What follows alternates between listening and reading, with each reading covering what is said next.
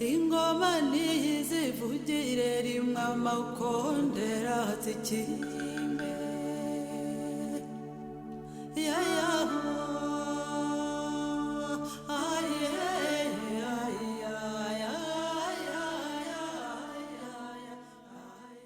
I am Hélène. I'm from Canada, and I have been in Rwanda for now 8 years, as I came in 2009, and I am now 46 years old. I actually came for a 3 months period to help the widows of the genocide.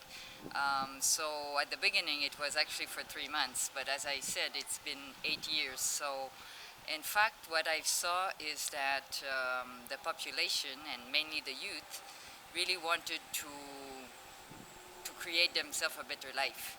So my vision is to actually make the youth independent. So not depending on me, but of course I'm here to help them, but to become independent by either getting skills, finding work, but to get a better life for themselves and then for their family. Rwanda is a Thousand Hills country located in East Africa.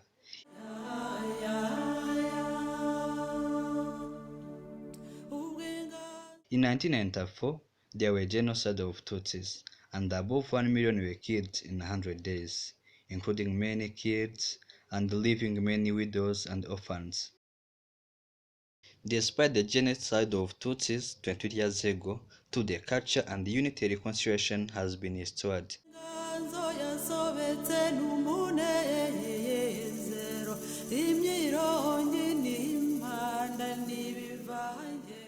And now Rwandans live in a peace and the country has been developed quick.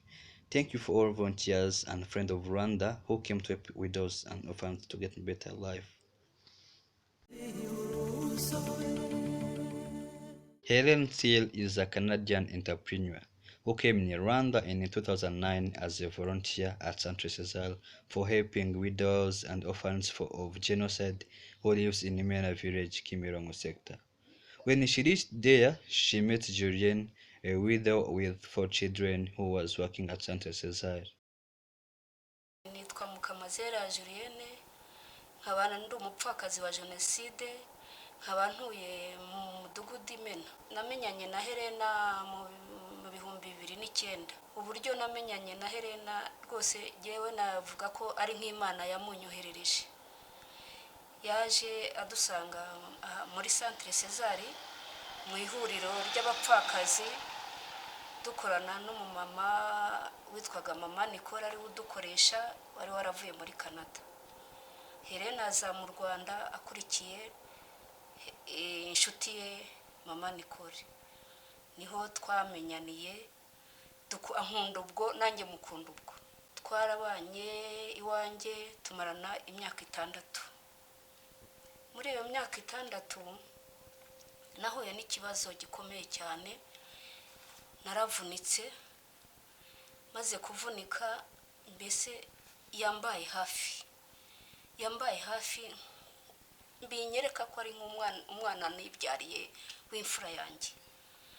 Yarandwajije, yanjyanye kwa muganga, yanyirirwagaho kwa muganga, yakurikiranaga ibibazo byose nari mfite muri icyo gihe nari naravunitse. N'iyi mashini niyo yanguriye kugira ngo igihe nicaye mu rugo nshobora kugira icyo nkora. Nk'ubu nshobora kubona umukiriya, abakiriya baraza, ibyo bikamfasha mu buzima bwanjye. Njye mvuze navuga byinshi kuko kugeza n'ubu aho nicaye n'ukomeze n'imibereho mfite yose niwe nyikesha.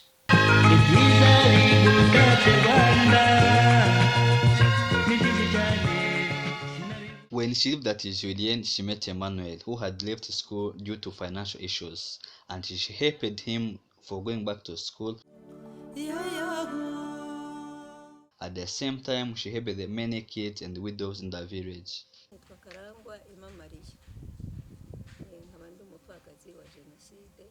Helena ntangiye kumubona muri 2009 yaduhereye abana imyenda, akabaha amakabutura meza ya siporo, abana bakambara bakaberwa. ikindi nongeye nanone nashima Helena yigeze kudukorera ikintu cy'umunsi mukuru kubera abana yigeze no kugura mituweli inganzo yasobetse n'umunezero umva ibihozo by'abawe. Nitwa Dukunda Shalome niga mu mwaka wa 5 mfite imyaka 13. Helena niwe wabashije kunshyira muri garidiyene akazajya azana n'abandi bazungu bakadufasha bakaduha imyenda inkweto n'amakayi twajya mu biruhuko akatujyana mu ishuri kugira ngo tutaba amayibobo tukazajya twiga twarangiza akaduha amata na biswi. Banyita Mugisha Tseri mfite imyaka 12. Helena yamfashije kunyishyura amashuri amfasha kuba amabaga n'amakayi n'ibikoresho by'ishuri n'inkweto n'imyenda. In 2010, Elena took a money to study in Kayonza Vocation School. That's how she met Shaban, who was the director and the owner of Kayonza Vocation School.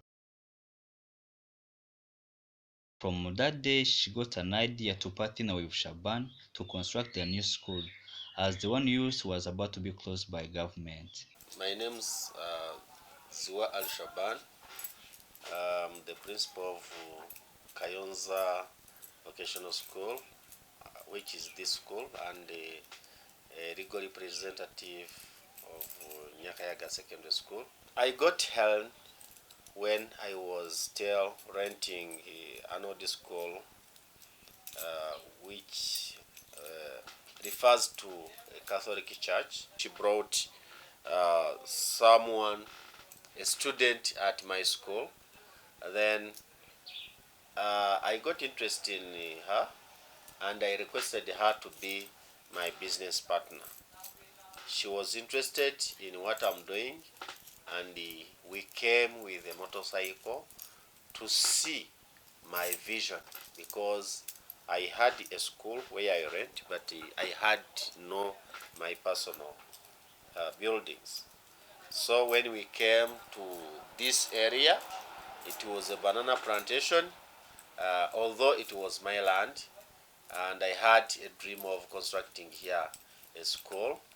It's when we agreed that we can construct a good school like this one, and we decided to partner by agreement. She brought money, and I brought, then we constructed this beautiful school.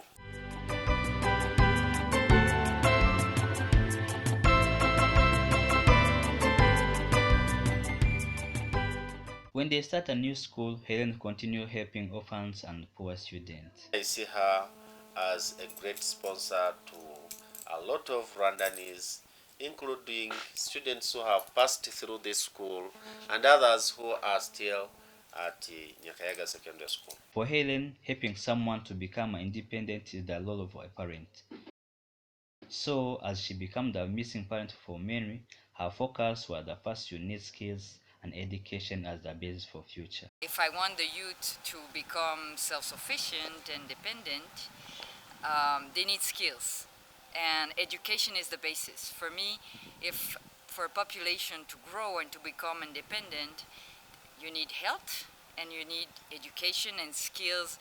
When I say education, it doesn't mean a master degree, but you need the basic education, skills, competency, and that's why I decided to invest in schools, to help as many people as possible to get mainly technical skills so that they can do something and then find a job and earn a living and feel proud of themselves.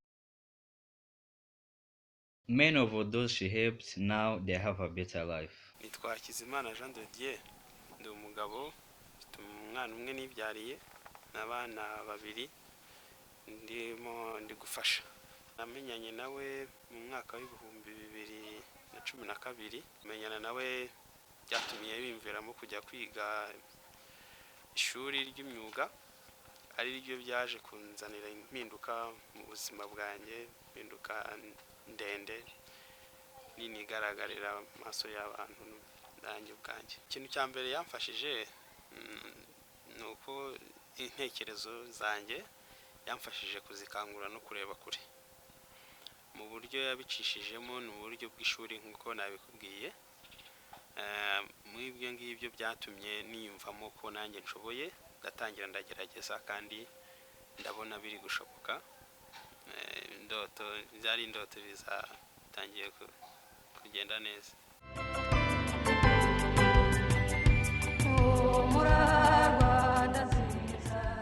Since they opened a new Kayonza Vocation School, there was a big change in the school. Nitwa Kavurati Alfred, Director of Studies. Natangiye gukora kuri iki kigo muri 2013 kugeza uyu munsi. Impinduka ni nini cyane kuko dutangira hari option y'abiga umwaka umwe byo twita VTC, bakiga umwaka umwe bakagenda, ariko uyu munsi dufite Technical Secondary School, dufite umwaka wa 4 n'uwa 5. Ikintu nabonye kidasanzwe ni uburyo abarimu bafatwa ndetse n'uburyo abanyeshuri babayeho. Hari ibigo bimwe na bimwe usanga abanyeshuri rimwe na rimwe basonza, ariko hano ntacyo kibazo nta kijye kihaba, nta kirahaba iyo myaka yose mamaze. Nanone ikindi hari ibigo usanga abarimu badahemberwa igihe, ariko aha ntabwo ukwezi kundi gutangira batarahembwa. And now students are proud of the school's program, Helen and their teachers. Banyita Prasidia, niga S5 ubukerarugendo ndetse n'amahoteli. Bafite program itandukanye n'iy'ahandi, hari byinshi nabonye byiza kuruta ahandi. Helen amuziho kuba niwe udufasha mu kwiga kwacu, mu kudutera inkunga, bamwe na bamwe aduha ibitekerezo byadufasha mu kwigirira icyizere.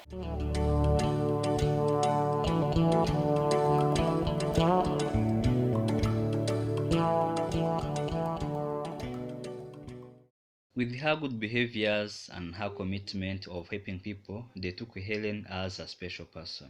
Ikintu gikomeye cyane kitaboneka mu bantu benshi ni umutima wo gushaka gufasha. Yakaba yari umunya business, akabona amafaranga ye agatanga ubumenyi nk'uko bisabwa akigendera, ariko agira n'umutima wo gukurikirana kumenya ngo ese abanyeshuri barangije hano bite, babonye akazi, babayeho bate.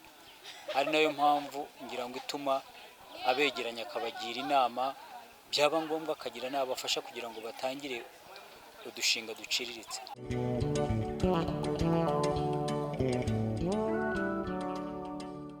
Nitwa Kanurata Wilson,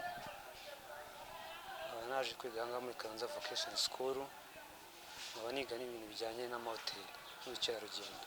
Ubuzima nari mbayeho ntabwo bwari bwiza, bwari bubi bitewe n'aho maze kugera ubu ngubu, ariko ubu nishimiye ko aho maze kugera n'icyo maze kunguka, ko hari byinshi maze kungukira aha ngaha bizamfasha kuri yanjye, bizangirira akamaro ejo hazaza ko nzabasha kwitunga no kuba natunga n'umuryango wanjye.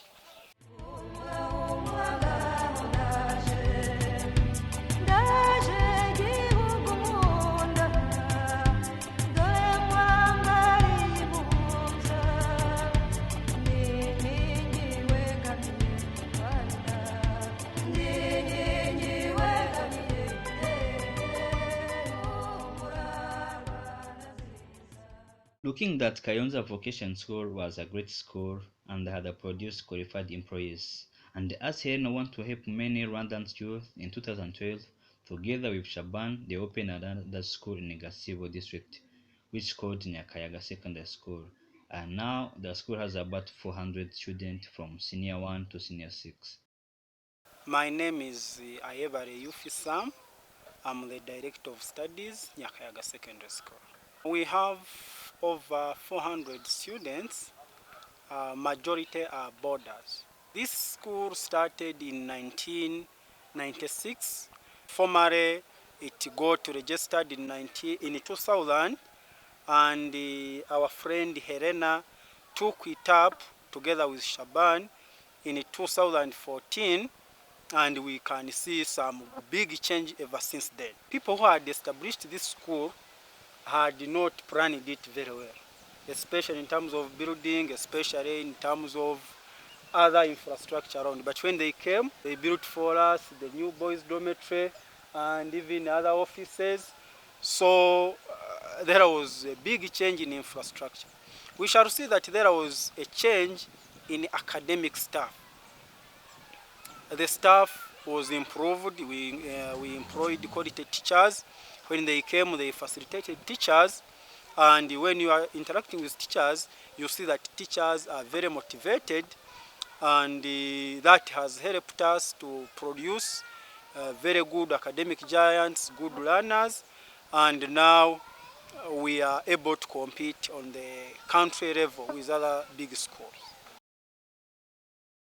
Also, at Nyakayaga Secondary School, students are part of the school program and teachers. Nitwa Turatsinze Jackson, ndi umunyeshuri hano Nyakayaga Secondary School, niga mu mwaka wa gatandatu HEG. Iyo ugereranyije n'ibindi bigo twigaho cyane cyane ku masomo yo twiga, njewe niga HEG, ukageranya n'ibindi bigo duturanye, usanga ubuzi turimo kwiga neza, tugeze kure kuko syllabus twamaze kuyikavaringa. Ndavuga cyane ku ruhande rw'abakandida, ndetse n'iyo urebye kuri orel ku yandi mashuri nayo usanga bageze kure. Nk'ikimenyimenyi tujya muri discussion zitandukanye. Iyo tugiye muri discussion tukageranya n'abandi banyeshuri bo handi, usanga turi ku rwego rwo hejuru kuko ndara nta kibazo tugeranyije n'ibindi bigo duturanye. Banyita Uwingabiye Sandrine, nkaba niga Nyakayaga Senior Secondary School. Helena adufasha muri byinshi cyane. Ndabona ngiye ku giti cyanjye nk'umunyeshuri harimo itandukaniro byinshi kandi ryiza rituma twaguka mu myigire tugereranyije n'ibindi bigo bidukikije bya leta. Nk'ubu ku ruhande rw'abakobwa hari igihe aza akatwigisha ibijyanye n'imyitwarire, akatwereka ibibi biba mu myitwarire mibi, ndetse akatubwira n'ibyiza biba mu myitwarire myiza, bikaba birushaho mu kuduteza imbere mu myigire no mu buzima busanzwe bwa buri munsi. We are planning to continue reinvesting in the school as we agreed. What we get in the school, we also reinvest so that we can make our schools better schools in Rwanda. Again, we try to train our teachers to be the best teachers in Rwanda. Parents at Nyakayaga Secondary School admire the commitment of Helen, Shaban, and teachers. Nitwa Serugande Godfrey, abamagarariye ababyeyi kuri iki kigo cya Nyakayaga Secondary School. Iki kigo rero gifite abarezi beza. Master wacyo akunze kuzana abarimu b'inzobere, akaba ari cyo dukundira kwazanira abana kuko bigisha nta mwana waho utsindwa. Icya kabiri akabaho n'imirire isumbye ku bindi bigo. Icya gatatu abarimu abahigisha niho bigisha gusa nta handi, ugasanga bitaye ku bana. Umwana waho yatsinze ari umuhungu ari umukobwa, hari imashini bamuha. Kiza tumubonaho abitaho cyane, kanabasura kabigisha imyifatire cyane cyane ab'abakobwa uko bagomba kwitwara, ndetse n'ab'abahungu nabyo akabigiramo uruhare. So the version we have in the 5 years, including renovating and adding more construction, is adding more equipment to see that our school will be the best in Rwanda. Again, we are also continuing to help these vulnerable students and the poor to see that they can also get education through skills, and we also help them to start their own business. Other orphans Aaron met and decided to help during the journey have even completed university, a dream they had to praise from their late parents. Nitwa Nsengimana Mutabaruka Albert. Helena yamfashije ibintu byinshi. Nk'ubu ndangije kaminuza ari we unyishyurira. Ni ukuvuga ngo kunyishyurira ni ubushake bwe, nuko yavuze ati uyu mwana agomba gukomeza amashuri. Ndangije imyaka 4 yose anyishyurira kaminuza, ampa buri kimwe, ikibazo mfite cyose nkamubwira akamfasha. Ntago ari buri muntu wese wagufasha kwiga kaminuza. Namwigiye ibintu byinshi cyane, ariko icy'ingenzi ni urukundo n'ubumuntu.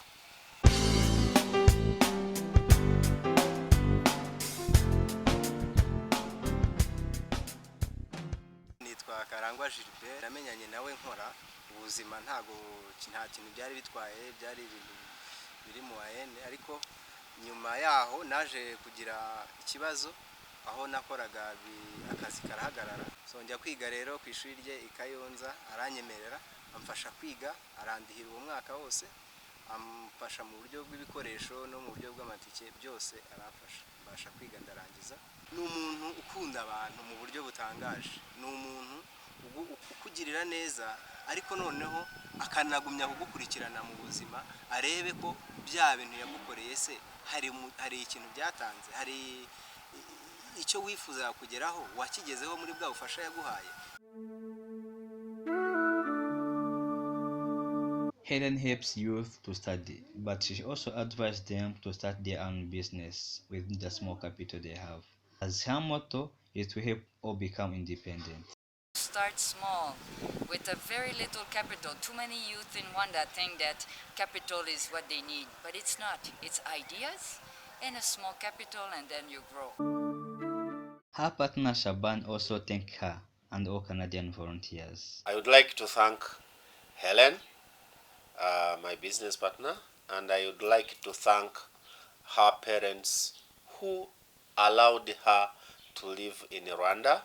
And I thank all the Canadians volunteers for having chosen Kayonza Vocational School as their friend, because they come to visit us, they volunteer, and most of them give support to poor students here. So it's just my thanks to all of them.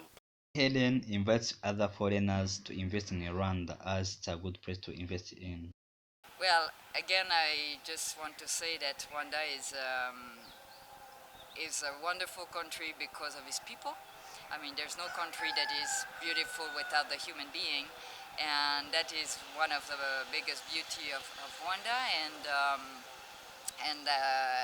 I think that the youth that I see now, which is the future of this country, can really make a difference as long as I said before, they don't sit and wait and just dream for the big job at the bank or the big job at the government and the big master degree. I mean, in Canada, the economy grew from small entrepreneurs. Most businesses in Canada today come from small entrepreneurs that grew bigger, and some without any paper or document. So I think, as I said, this country has a lot, and in 8 years it has developed so much that now it is for the youth to really take on their destiny.